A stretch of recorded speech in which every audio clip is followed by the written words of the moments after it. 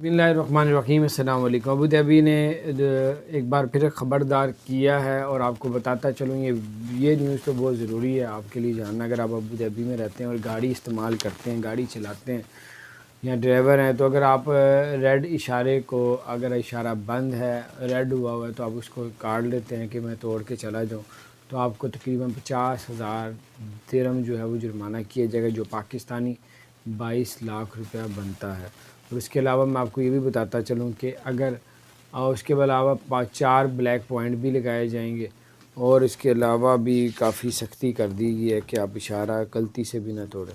तो ये कुछ अपडेट्स थी, मैंने कहा आपके साथ शेयर करूँ ताकि बड़े नुकसान से आप बच सकें। अल्लाह ताला खैर करे। अगर आपने हमारे चैनल को सब्सक्राइब नहीं किया तो सब्सक्राइब कर दें, बेल आइकन प्रेस कर दें ताकि नई सी अपडेट्स आप तक पहुँचते रहें। अस्सलाम वालेकुम रहमतुल्लाह। एक वो भी है। क्या हो गया?